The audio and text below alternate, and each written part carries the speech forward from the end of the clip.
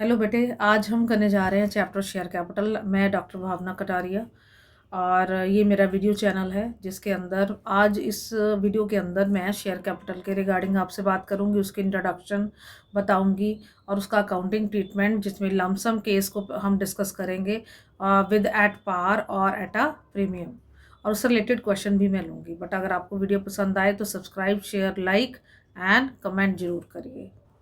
चलिए, सबसे पहले जानते हैं कि शेयर कैपिटल क्या होता है। शेयर कैपिटल चैप्टर के अंदर सबसे पहले आपको शेयर वर्ड का मतलब होना जरूरी है, पता होना चाहिए कि शेयर क्या है। एक यूनिट है जिसमें सारी कंपनी का जो कैपिटल है वो डिवाइड होता है, और एक यूनिट जिसके पास होता है उस पर्सन को क्या बोलते हैं हम, शेयर होल्डर या फिर मेंबर ऑफ अ कंपनी।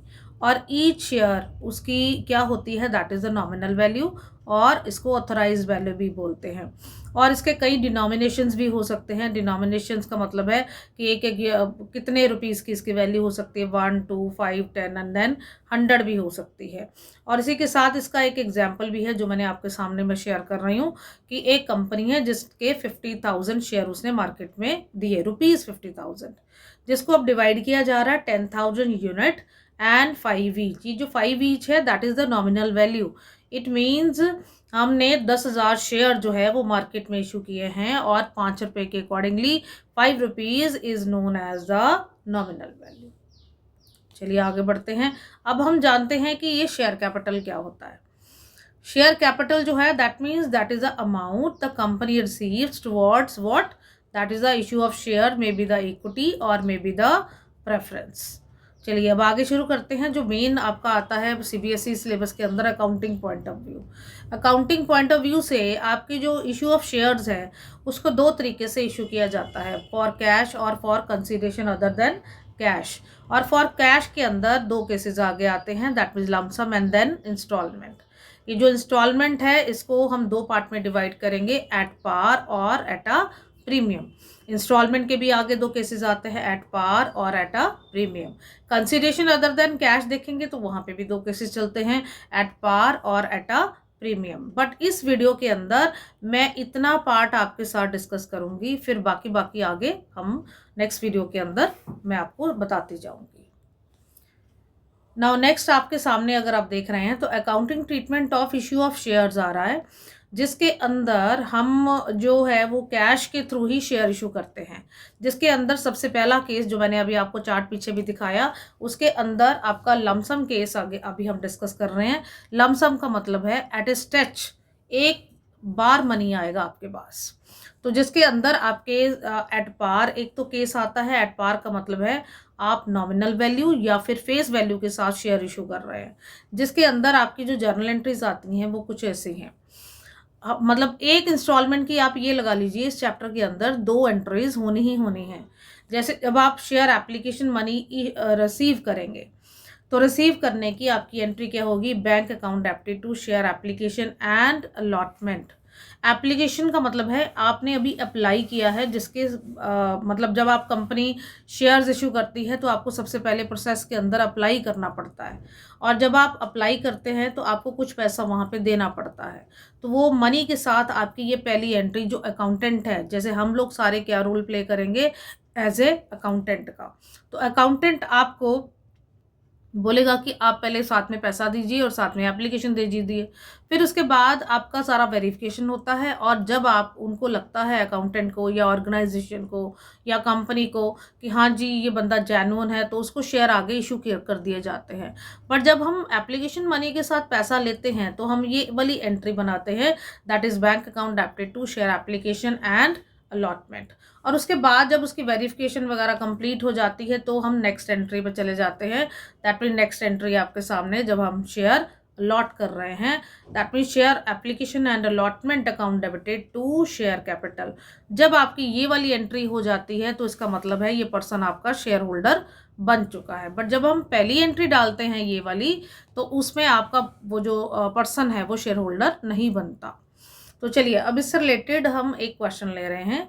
तो क्वेश्चन में सबसे पहले आप देख रहे हैं एक कंपनी है जिसने इशू किए हैं for the subscription on 1 April 2025 1 lakh equity shares at ₹10 each. ये 10 ईच आपके लिए क्या है, that is the nominal value. At par payable along with application, यानी कि वो एक ही इंस्टॉलमेंट के अंदर ये सारा पैसा मंगवा रही है। कौन? ये डायनेमिक लिमिटेड। और उसके बाद एप्लीकेशन रिसीव भी हो गई। कौन सी डेट को हो गई? 30 अप्रैल को। दैट मीन 1 मंथ के बाद उसके पास सारी एप्लीकेशन आ गई हैं। और जैसे ही एप्लीकेशन आई तो 15 दिन लग गए उसकी वेरिफिकेशन के, तो इसलिए शेयर्स उस टाइम पे अलॉट कर दिए गए। अब ये आपके सामने क्वेश्चन है, तो इसकी जर्नल एंट्री क्या होगी? जर्नल एंट्री वैसे मैं पीछे अभी मैंने बताई, सिर्फ अब मैं अमाउंट डालना सिखाऊंगी आपको। ये पहली जर्नल एंट्री देख रहे हैं 30 अप्रैल को होगी, क्योंकि 30 अप्रैल की डेट को आपके पास एप्लीकेशंस आ रही हैं। तो आपकी एंट्री क्या होगी? Bank account debited to equity share application and allotment. ये वर्ड आपने जरूर लगाना है। अगर आपके शेयर्स के साथ इक्विटी वर्ड लगा है तो इक्विटी लगा दीजिए। अगर प्रेफरेंस लगता है, प्रेफरेंस शेयर, दो तरह के शेयर कैपिटल होते हैं ना, तो यहाँ पे वर्ड क्या आ जाएगा? Preference shares. तो उसके अकॉर्डिंग आप चेंज कर दीजिए। इफ नथिंग इज मेंशन तो आप ये इक्विटी और प्रेफरेंस दोनों काट देना, तो और अकेला क्या रह जाएगा? Share application and allotment. तो चलिए आगे बढ़ते हैं। तो आपकी पहली entry bank account debited to equity share application allotment तो 10 लाख के साथ कर दी गई है। पर ये 10 लाख कैसे आया? 1 लाख मल्टीप्लाई बाय 10 किया गया, तो ये अमाउंट आपकी 10 लाख आ गई। और उसके बाद आपका जब कंपनी ने 15 दिन के बाद उनको शेयर अलॉट किए, तो उसने ये एंट्री बनाई, share application and allotment account debited to equity share capital again the same money. So this is your question. Now अब हम नेक्स्ट केस हैंडल कर रहे हैं एट ए प्रीमियम वाला। एट प्रीमियम का मतलब होता है a price more than the nominal और द फेस वैल्यू। बट ये issue of shares at a premium को आपको जानना जरूरी है कि होता क्या है। इश्यू ऑफ शेयर्स का मतलब क्या है कि वैल्यू जो है वो ज़्यादा ली जाती है as compare to the nominal value. Suppose आपकी नॉमिनल वैल्यू कितनी है? 10 रुपये, बट आप उसको 15 रुपीज़, दैट मीन्स 5 रुपये जो एक्स्ट्रा चार्ज किए जा रहे हैं, वो आपकी क्या है? प्रीमियम है। और ये जो प्रीमियम मनी है, that is the special account is open for this purpose in the accounting treatment, that is known as the securities premium account, या रिजर्व भी बोल सकते हैं। सिक्योरिटी प्रीमियम रिजर्व भी बोला जाता है। और अगर बैलेंस शीट में आप इसको देखेंगे तो ये कहाँ डिपिक्ट होता है? That is main head under the share holders fund, that is reserve and surplus के अंडर ये सिक्योरिटीज प्रीमियम वहां जाके प्रेजेंट होता है। अब एक थ्योरी पॉइंट ऑफ व्यू से इसी के साथ रिलेटेड क्वेश्चन मैं आपको समझा रही हूँ।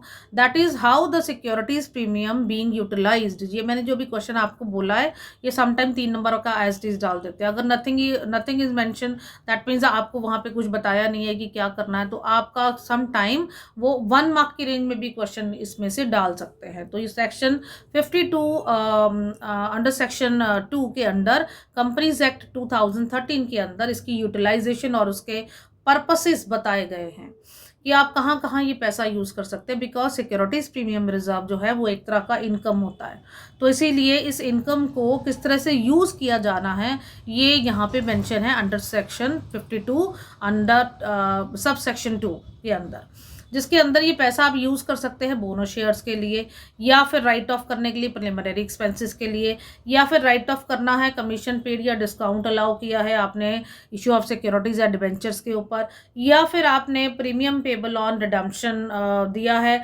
या फिर एनी डिबेंचर्स दिया है, तो उसके ऊपर आप ये पैसा यूज़ कर सकते हैं। देन उसके बाद परचेज ऑफ ओन शेयर्स के ऊपर। इसके अलावा ये पैसा कहीं और यूज़ नहीं होता है। ये आपने 5 चीज़ों को, जो 5 आप इसके यूटिलाइजेशन है, ये जरूर याद करना है। ये बहुत इंपॉर्टेंट है from the exam point of view. चलिए अब इसकी एंट्री समझते हैं। तो जब हम एप्लीकेशन मनी रिसीव करेंगे तो आपकी एंट्री क्या होगी? Bank account debited to share application allotment. But अब इसमें प्रीमियम का मनी ऑलरेडी इंक्लूड होना चाहिए। दैट मीन्स अगर 10 रुपीज़ आपकी नॉमिनल वैल्यू है तो 5 रुपीज़ आपका प्रीमियम है, और 10,000 आपके क्या हैं? शेयर्स हैं, इशू किए हैं मार्केट में। तो 10,000 मल्टीप्लाई बाय 15 करके ये आपकी पहली एंट्री की अमाउंट आ जाएगी। तो इस तरह से आपने इसको करना है। दूसरी एंट्री जब आप उसकी वेरिफिकेशन वगैरह कर लोगे, शेयर अलॉट करोगे, तो आपकी एंट्री होगी शेयर एप्लीकेशन एंड अलॉटमेंट। ये मनी यहाँ पे सेम आएगी। मैं इसी में ही आपको कैलकुलेशन करके दिखा रही हूँ। तो 1,50,000 की अमाउंट यहाँ पे आ जाएगी। ये जो यहाँ पे थी ये वो सेम। उसके बाद शेयर कैपिटल में हमेशा याद रखना नॉमिनल वैल्यू जाता है। इट मीन्स 10,000 मल्टीप्लाई बाय 10 के अकॉर्डिंगली ये कितना हो गया? 1 लाख। और सिक्योरिटीज़ प्रीमियम में हमेशा सिक्योरिटीज़ प्रीमियम की अमाउंट जाती है 10,000 मल्टीप्लाई बाय 5, इट मीन्स 50,000 यहाँ पे ट्रांसफ़र हो जाएगा। ये 50,000 आपका वहाँ पे ट्रांसफ़र हो गया। तो इस तरह से आपने एंट्री डालनी है। अब इससे रिलेटेड हम करने जा रहे हैं क्वेश्चन। ये आपके सामने एक क्वेश्चन मैं डिपिक्ट कर रही हूँ। अब आप देखेंगे सिमको लिमिटेड है 20,000 इक्विटी शेयर इशू कर रही है 10 ईच के अकॉर्डिंगली। प्रीमियम मनी कितना है 20%। पहले तो इसी चीज़ को हैंडल करते हैं। ये अमाउंट रुपीज़ के अंदर नहीं है, ये किसके अंदर है, दैट इज़ परसेंटेज। तो इसके लिए प्रीमियम का मनी हम कैसे फाइंड आउट करेंगे, हमेशा जब भी आपने कैलकुलेशन करनी है नॉमिनल वैल्यू का करना है विदाउट कंसिडरिंग द शेयर्स। तो 10 मल्टीप्लाई बाय 20/100 करेंगे तो प्रीमियम की वैल्यू कितनी आ जाएगी, 2 रुपीज़। तो ये आपका पहला स्टेप हो गया। और उसने ये प्रीमियम का मनी आपका कहाँ ले लिया है, एप्लीकेशन के time he, along with the application. और सारे शेयर अप्लाई हो गए, ड्यूली रिसीव हो गए। अब वो बोलता है कि शेयर क्या नाम है, शेयर जर्नल एंट्रीज बना दीजिए। तो पहली एंट्री आपकी क्या है, वो जो अभी मैंने समझाई, bank account debited to equity share application and allotment. But अब इसकी मनी कैसे निकलेगी, 20,000, but not only the nominal value but premium money will be consider. तो ये आपकी अमाउंट हो जाएगी। उसके बाद यहाँ equity share application and allotment, ये मनी सेम आ गई। यहाँ पे आपकी मनी कैसे आई, 20,000 मल्टीप्लाई बाय 10 के accordingly, that is according to the nominal value in the share capital. ये आपकी मनी आ गई। इसी के साथ आपका सिक्योरिटीज प्रीमियम का मनी कैसे आया, मल्टीप्लाई बाय 2 के साथ करेंगे तो ये 40,000 आपकी अमाउंट आ जाती है। तो बच्चे, आज इस वीडियो के अंदर मैंने ये 2 बड़े इंपॉर्टेंट केसेस डिस्कस करे हैं। तो अगर वीडियो पसंद आए तो लाइक, सब्सक्राइब और शेयर ज़रूर करिए।